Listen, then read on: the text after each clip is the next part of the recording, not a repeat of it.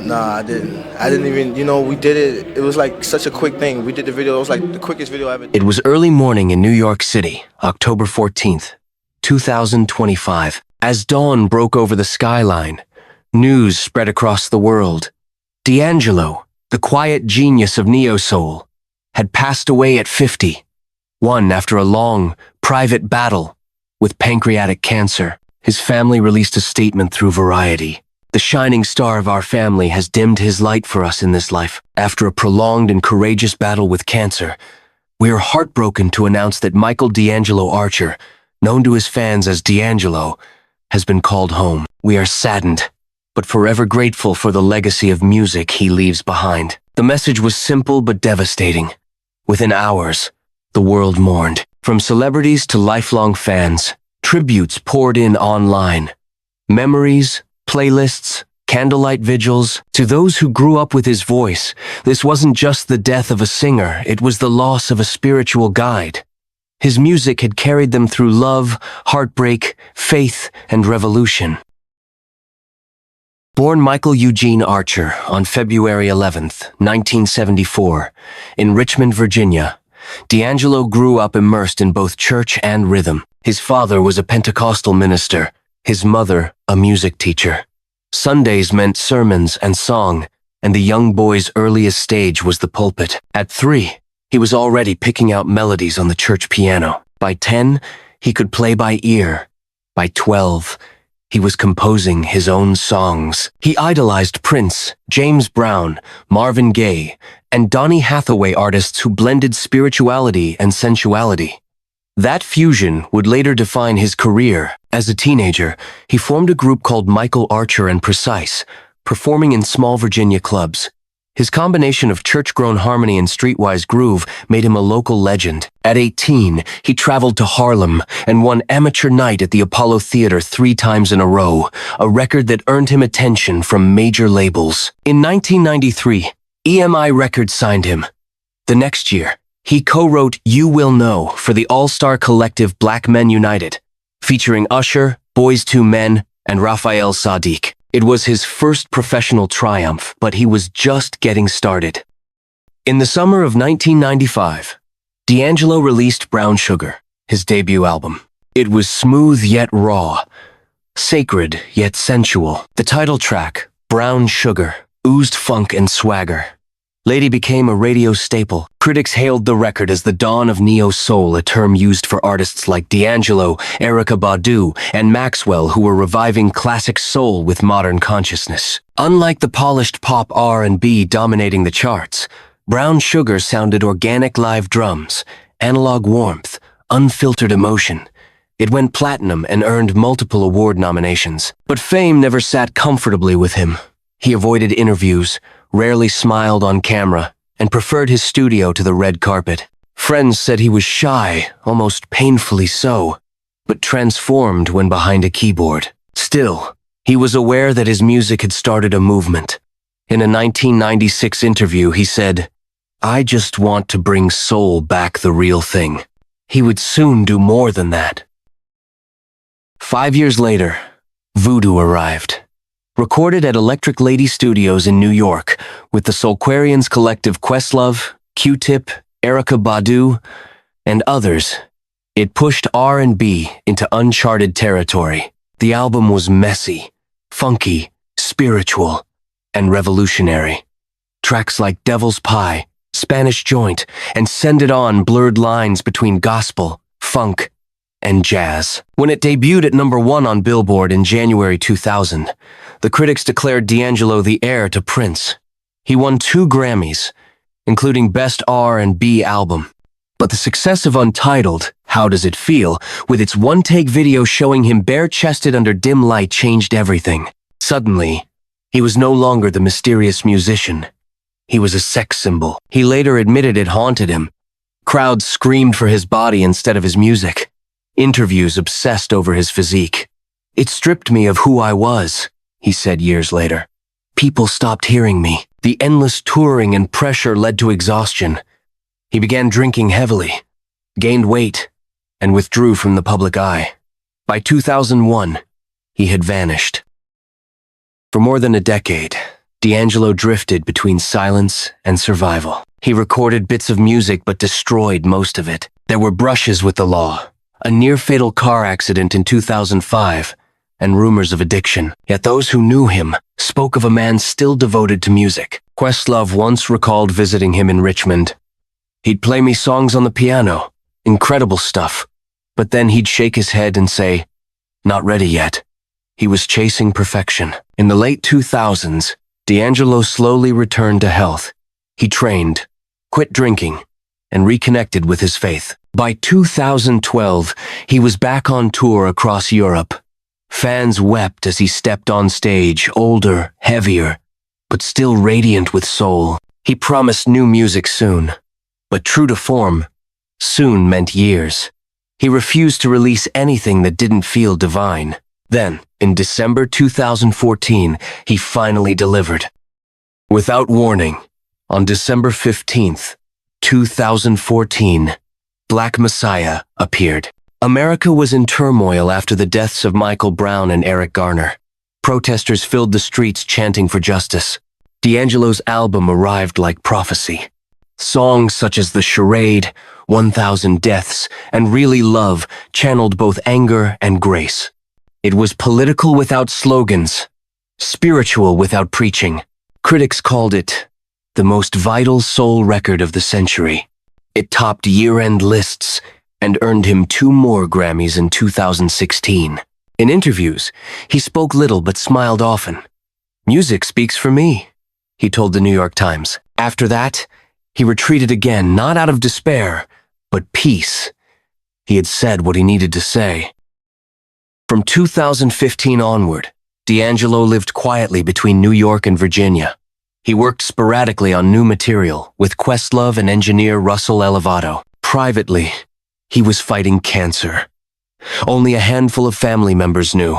Despite treatments, he continued to compose, sometimes recording short demos from bed. His longtime partner, Angie Stone, mother of his eldest son, died earlier that same year in a car accident. Friends said the loss devastated him, but also pushed him to write one final song, one that has yet to be released. On the morning of October 14th, 2025, he died peacefully in his sleep at home.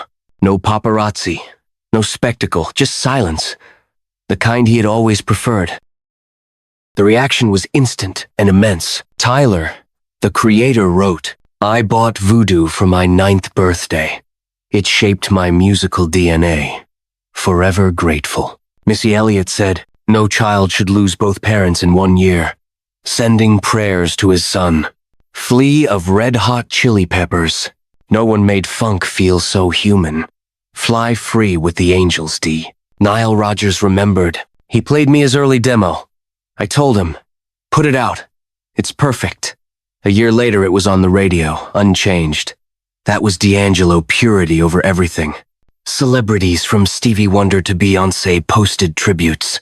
Fans gathered in Richmond, lighting candles beneath murals reading, "The soul never dies." Streams of brown sugar skyrocketed.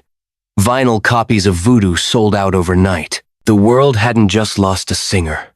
It had lost a compass, someone who reminded listeners that music could still carry the weight of the human spirit. D'Angelo's influence reaches far beyond his 3 albums. His fusion of gospel chords, funk grooves, and hip-hop rhythm became the blueprint for 21st century R&B. Artists like Frank Ocean, Anderson, Pac, H.E.R., Miguel, and Solange cite him as a guiding light. Even outside R&B, indie and jazz musicians study his syncopation, his vocal layering, his fearless minimalism. Universities now teach courses on Voodoo, analyzing its live instrumentation and unquantized rhythm as turning points in modern production. Writers describe him as the missing link between Marvin Gaye's introspection and Prince's rebellion. But perhaps his greatest impact was emotional. He proved that vulnerability could coexist with power, that a man could sing about faith and desire, weakness and pride in the same breath. To Black audiences, his work was reclamation, music that honored history while refusing stereotypes. To the world, it was timeless soul, Long before streaming or viral fame, D'Angelo made intimacy his brand.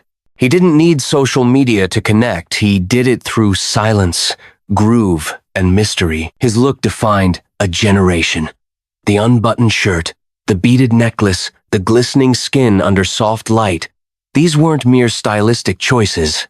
They symbolized self-ownership. For black men, especially, it was liberation. A celebration of sensuality without shame. In the fashion world, stylists cited him as a naturalist icon. Designers like Virgil Abloh and Pierre Moss mentioned his minimalist aesthetic as an influence on early 2000s streetwear. Magazines still revisit that voodoo image, not as shock, but as art. A portrait of vulnerability turned power. Even his absence became a lesson. While modern artists post daily to stay relevant, D'Angelo disappeared for years and still commanded reverence. He proved that mystique could outlast marketing that art, when it's honest, doesn't expire. Musically, his fingerprints are everywhere. Listen closely to Frank Ocean's Blonde, H.E.R.'s Damage, or Solange's Cranes in the Sky. The spacing, the warm imperfection, the heartbeat rhythm all trace back to D'Angelo. He taught producers to let the groove breathe. He showed singers that a whisper could carry more weight than a scream. Even hip-hop owes him a debt. Rappers from Kendrick Lamar to J. Cole have sampled his tone, not just his melodies, but his aura. In a 2020 podcast, Questlove called D'Angelo the soul's North Star, the one who proved restraint can be revolutionary. Critics often note how D'Angelo refused to follow the industry's tempo. When labels demanded quick releases, he took a decade. When the world wanted another voodoo, he gave them silence. His career became an act of resistance, a declaration that music is sacred, not disposable.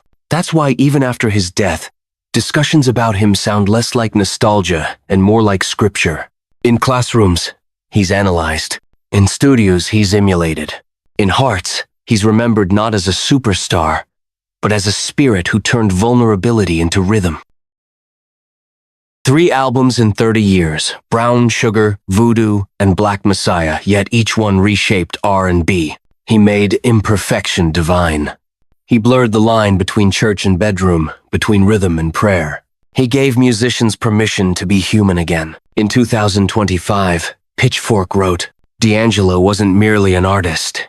He was a vessel for the groove of existence itself. His funeral was held quietly in Virginia. Only family, close friends, and a gospel choir attended. They sang Really Love as the final hymn. No speeches, no cameras, just music, just peace. To this day, fans return to his records not to mourn, but to listen, really listen, because his voice still carries something rare. Honesty. Imagine it now. A dim studio. The air thick with incense and reverb. Somewhere in that room, a man closes his eyes and hums a single note. That hum becomes a chord. The chord becomes a heartbeat. And slowly, a song is born, not written, but revealed. That was D'Angelo's gift. He didn't chase the music. He waited for it. He once said, I make music for the soul I haven't met yet. Maybe that's why it still feels personal, as if every lyric, every sigh, was meant for the listener alone. As fans light candles across New York, Richmond, and beyond, there's no stage, no spotlight, only gratitude. The speakers hum softly. The bass rolls like thunder. Somewhere, his voice echoes, love me, love me, love me, baby. And for a fleeting second, the world feels whole again. In a culture obsessed with constant noise, D'Angelo's silence became his loudest statement. He showed that greatness doesn't need to shout, it only needs to feel. He leaves behind no controversy, no spectacle, only songs that refuse to fade. So tonight, if you find yourself alone, play Voodoo. Let it fill the room. Let it breathe. And when the last note fades, don't be sad, because the silence that follows isn't emptiness, it's him, still there, between the echoes. Rest easy, D'Angelo. The groove goes on. The soul never dies.